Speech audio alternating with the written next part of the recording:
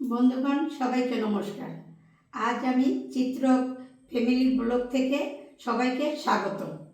আজকের আমি রান্না করব দেশি মুরগির পাতলা ঝোল। এই মুরগিটা আমার নিজের ক্ষেতেরই। এখানে 1.5 কেজি পরিমাণ মাংস এবং এই রান্না করার জন্য প্রয়োজনীয় মশলা এবং আলুর টুকরাগুলি। এখন আমি আমার চুলা অন করব। অন করে প্রথম সরিষার তেল দিয়ে আমি আমার আলুগুলি ভেজে নেব।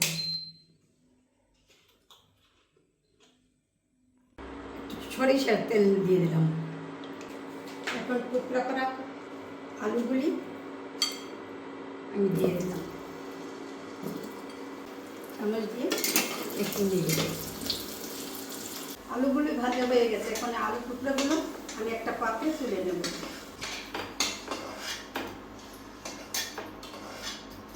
এখন ফ্রাই প্যানে আমি আরেকটু সরিষার তেল দিয়ে দেব।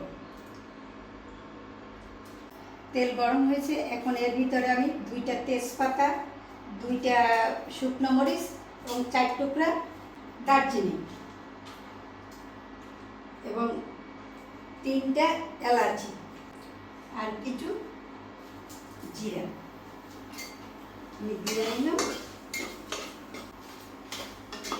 তেজপাতা মরিচ সব ভাজা হয়ে গেছে। এখন আমি পেঁয়াজগুলি দিয়ে নেব। পেঁয়াজগুলি কিছু সময় একটু ভেজে নেব। পেঁয়াজগুলি ভাজা শেষ। এখন বাকি মশলাগুলি একে একে দিয়ে নেব। আদা বাটা, রসুন বাটা, পরিমাণ মতো লবণ, হলুদ বাটা, মরিচের গুঁড়া পরিমাণ মতো, ধনিয়ার গুঁড়া পরিমাণ মতো। এখন অল্প একটু জল দেব।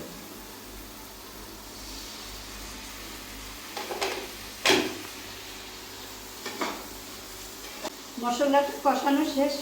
সুন্দর করে উপরে তেলটা বেশি উঠছে। এখন আমি মাংসগুলি সব একে একে দিয়ে দেব। এখন কিছু সময় মাংসটা ভেজে নেব।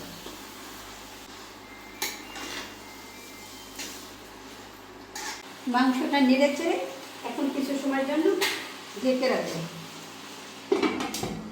ঢাকনাটা তুলে দেখি মাংস আমার হয়ে গেছে রান্না।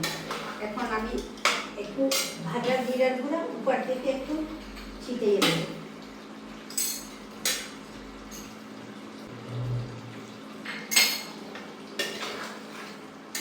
দিয়ে আরেকটু সময় ঢেকে রাখি। এখন আমি ঢাকনা উঠাই। 2টা কাঁচা লঙ্কা দিয়ে দিলাম। এখন আমি মাংসটা ঢেলে দেবো একটা পাত্রে। ঢেলে নেব। অফ করি।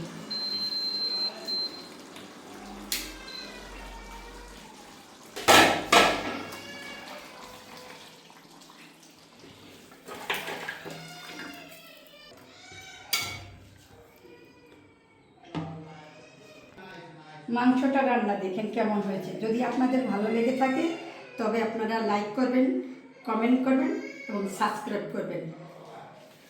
ধন্যবাদ সবাইকে। নমস্কার।